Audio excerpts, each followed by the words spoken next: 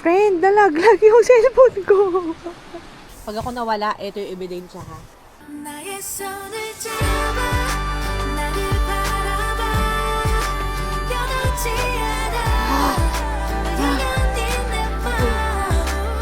Baka kasi nagagalit yung universe. Sabi na, takbo ka. Nag-iinarte ka lang dyan. Tumakbo na ako.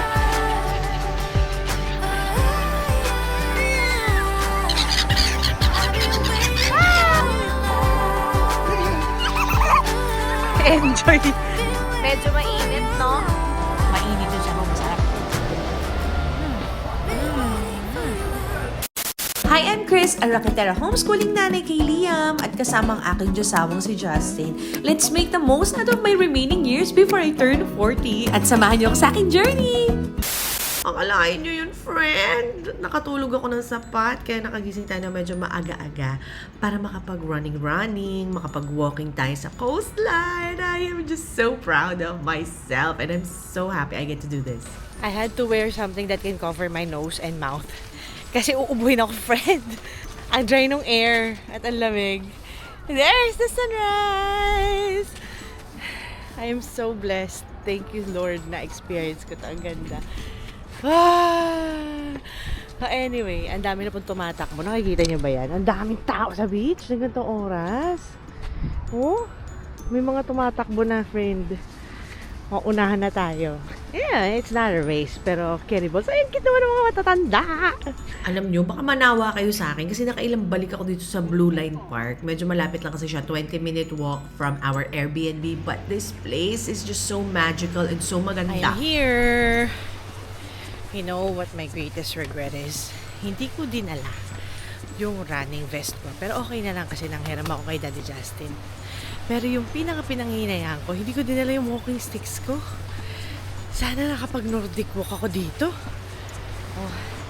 So, para na lang masabi natin tumakbo tayo. Tatakbo ko mamaya. Pero, I'm more of a walker than a runner kasi ganda! Seeing a vast sky, tas may mountains, tas may dagat, or even sunlight through the trees can trigger a sense of awe. Grabe ang hiling pala talaga ng nature. Napapatahimik na yung napakaingay kong utak. Ganun siya levels. Kita nyo ba? I had to go back kasi ang ganda ng view dito. Nasa gilid tayo, friend. Sa gilid ng coastline ng Hyundai Mipo na area. Diba? My gosh. Ganda. Sayang talaga. Dapat dinala ko yung walking sticks ko. Friend, nalaglag yung cellphone ko. I don't even know how I did that. Should I get over the fence?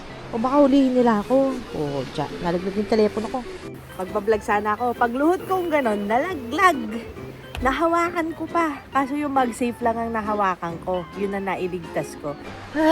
Nalaglag siya dito pagluhod ko. Puro kasi video eh. Pucha, oo. Hindi ko alam kung kaya ko to. Paano ko kukunin yun? Bawal nga daw sumandal eh.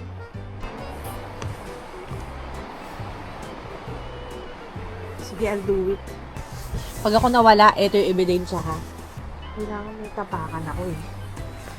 Hindi ko may tapakan ito.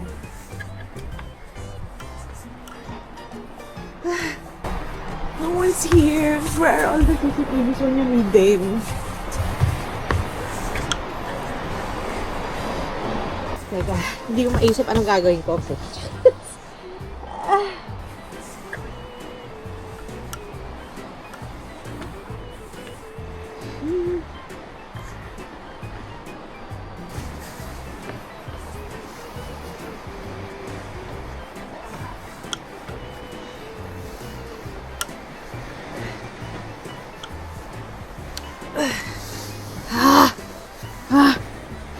Okay.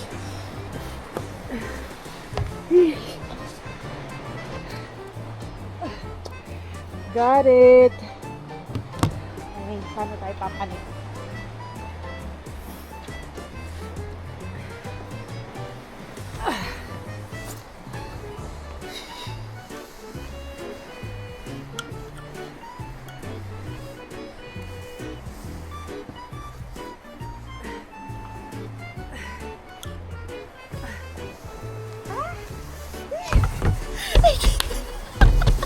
Putsa ka!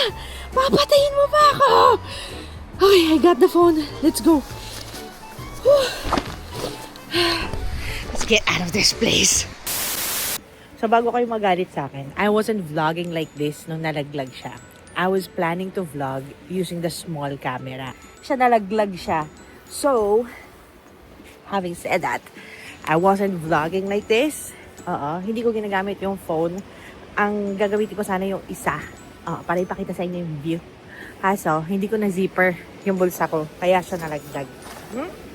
Doon yun, friend, oh. Nakita niyo kung gaano kabato yan. Kung dyan nalaglag yun, katapusan ko na talaga. Puro kasi vlog eh. Ayan, napala mo. Girl, imagine kung dito nalaglag yung phone ko. Oh my gosh! So, dyan nalaglag yung phone ko. Actually, kung dito malalaglag, medyo dun pa siya. Pero girl, paano pupunta dyan? Diba? There's no way makakapunta ako dyan. Kung makababa man ako, hindi ako makakapanik, friend. Ang taas niyan, oh. Tingnan mo. Ayun yun, yun. Ganun pataas yun. Akalain mo yun, may core memory pa tayo dito sa lugar na to. Sobrang ganda kasi, hindi ko mapigili ilabas yung telepono. Okay, ito na yung pinakamalayang nalakad ko from Mipo Station. Punta tayo dito. Actually, nung time na between the last trip and this one, tumakbo na ako, friend. Baka kasi nagagalit yung universe. Sabi mo, tatakbo ka. Inarte ka lang dyan eh. So, tumakbo na ako. Okay. Wow, ganda! I want you guys to see this. So maganda. Super ganda. Sa gitna na lang tayo, friend. Para pag may nalaglag, wow! Sabi lang eh. Sa gitna eh. Ang ganda. Oh my gosh. Ang ganda-ganda. Napakaganda niya. Ba? Malapit na tayo sa Cheongsapo Station ako pupunta eh. 1 kilometer na lang. Alam nyo ba, the original plan is to go as far as hanggang dulo na kayang abutin nung train na nandun sa baba, hindi yung sky capsule na nandyan sa taas. Kasi meron, doon sa introduction ko, nakita nyo ba tong part na to? Party! Yung part na yan. Doon yan, banda dulo pa ng konti. Kaso kasi sobrang daming nangyari. Kinakabahan na ako. Baka malasin ako. Sabi ko, baka ano pa lang to. First installment, may mga sumunod bang mangyari. Sobrang superstitious ko sa mga ganyan. Ano ba? Parang medyo nadadala ako kagad. Kaya sabi ko, pinanghinaan ako ng Nga pala, i-room tour ko kayo sa aming Airbnb. So, on my left is the bathroom. Hello! Ano ba yan? Okay, ito po ang ating liguan. O, diba? Wala silang bidet! Buti na naman tayong timba at saka tabo. Kami may dala niyan. Pagkatapos, still on the right. Ay, hala, wala na siyang directions. They're on the left. Mga controls. Let's turn this light on. This is our mini kitchen. Medyo makalat lang. Laundry basket namin, kami nagdadala niyan. Ayan. Ubus na yung natin, laundry detergent. Kailangan na natin bumili sa Daiso mamaya.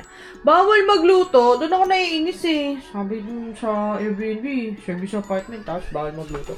Sa labas, sampayan. Pinas na Pinas. Uy, look at the view. Ano naman yung view?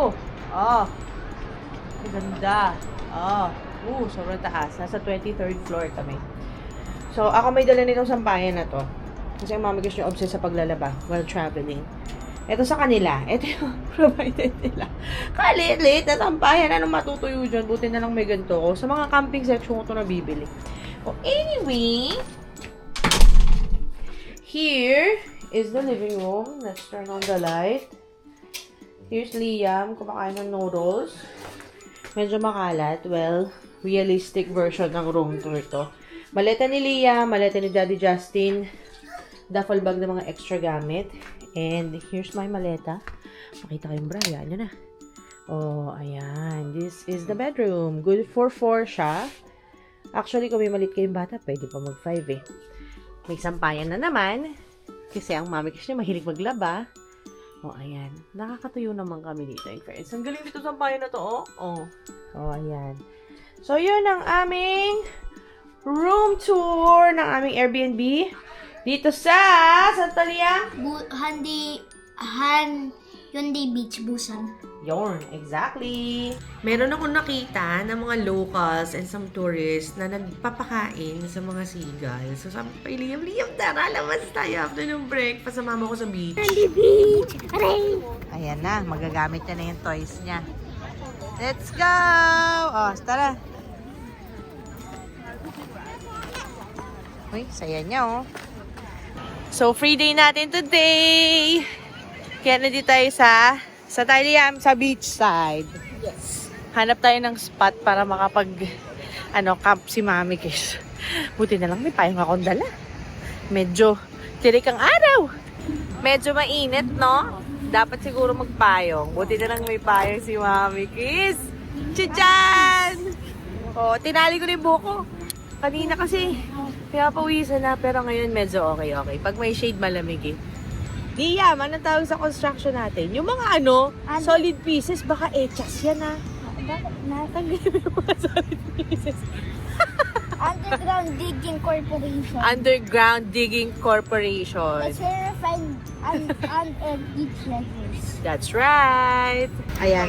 Pag nagta-travel kami, wala kaming itinerary. Gusto lang namin gawin kung ano yung nafe-feel namin gawin. Like, kagaya ngayon, nakita namin yung mga locals nandito lahat. Or feeling ko karamihan sa kanila nandito. Kaya sabi ko, ay sige, tara. Punta tayo sa beach, maglaro tayo. He's about to pull now because it's like so heavy now. What are those solid things? Are those poop? No, not poop, okay? Are they cat poop? Dog poop? Oh no! Alam mo, sobrang tinitreasure ko yung mga moments na ganito na Liam and I can just be alone together, we can just talk, we can just people watch. Kasi yung ginagawa namin ng daddy niya. Mahilig kami mag-people watch, si Liam tuloy nadadamay na. Tapos nakakatawa kasi itong batang to, ang dami niya rin na-discover at saka mga napapansin sa mga surroundings niya. Kaya very fun.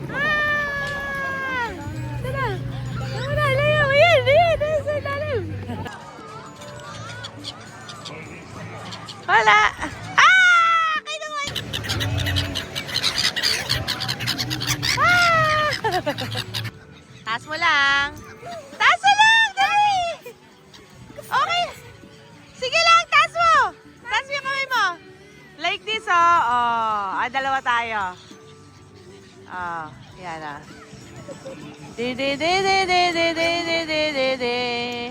Wala, may kukuha niyan. Oh, see? Ang mura nitong na to, activity ah. Enjoy. Nag-enjoy siya. Bumili kami ng chips eh. Si Liam nakisali na dun sa pamilya dun. Nakikipakain ng mga seagulls. Liam is 8 years old as we speak. And in a few years, oh my gosh, hindi ko alam kung ma-enjoy pa niya na ganyan yan.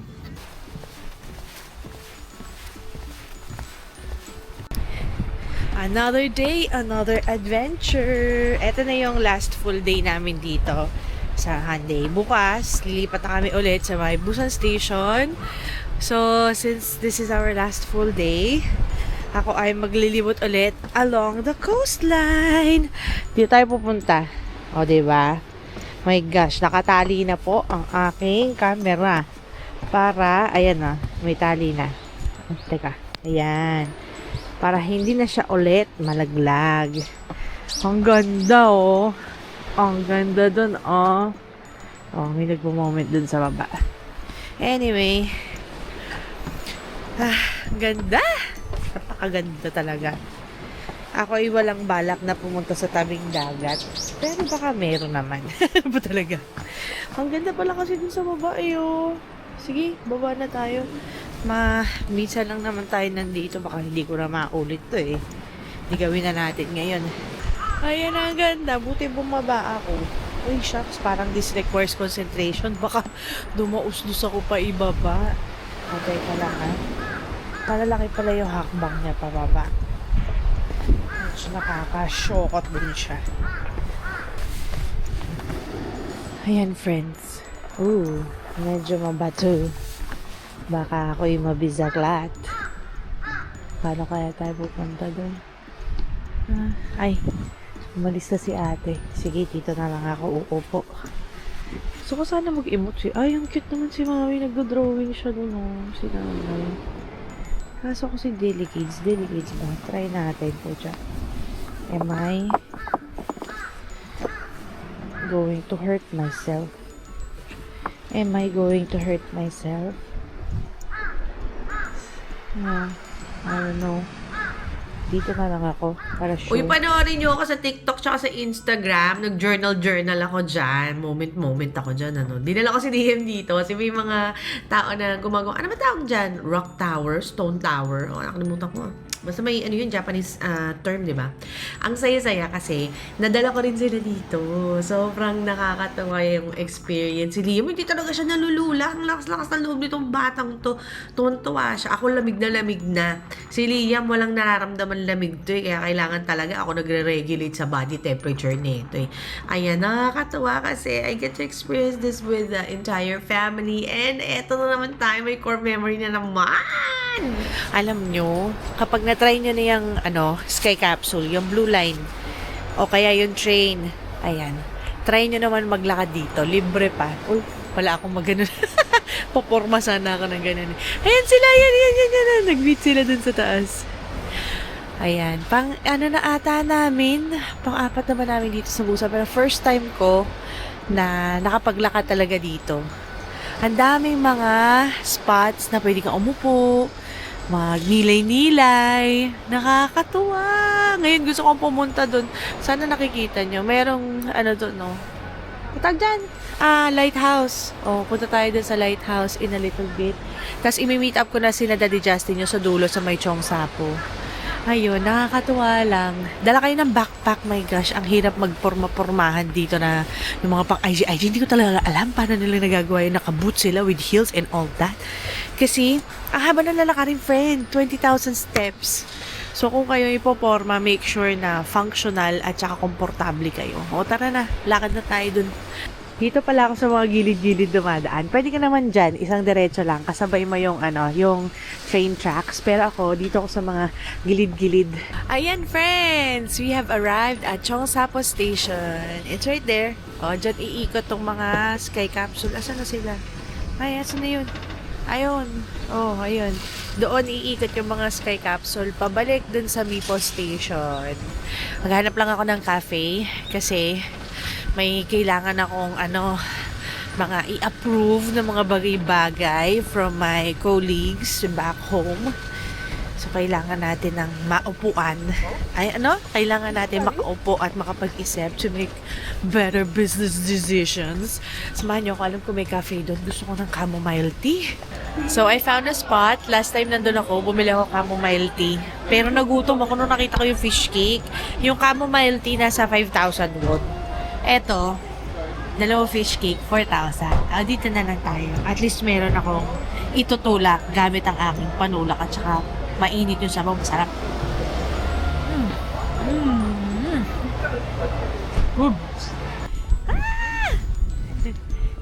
Annyeonghaseyo, Bonjourous. We decided na from Cheongsapo Station, maglakad ng konti para makita yung lighthouse. So tara, samahan niyo kami. Palamig, biglang lumamig kanina, hindi naman. Ayan, nandito ako sa shaded area. Ang layo ng pakiramdam ng lamig kapag nasa shaded ka na. Kaso ang init kasi. Anyway, medyo maraming tao. Punta tayo dito sa side na to. Ayan na yung tower. Okay. Tapos, meron pa palang isa. Meron pang isa. Teka, hanapin natin. Yung kulay white. Kaso sa kabila ka dadaan. Ayan o. Yay! Daddy Justin, Liam! Cute, di ba? Hi! Liam. At syempre, baba na tayo. Ayan, naaamoy ko yung dagat. Amoy dagat. Amoy maalat. Oo. Super cold. Carefully, nagpipicture sila. Liam, alis dyan! Nagpipicture sila! Where's the lighthouse? Liam! Balot na si Mima Sor.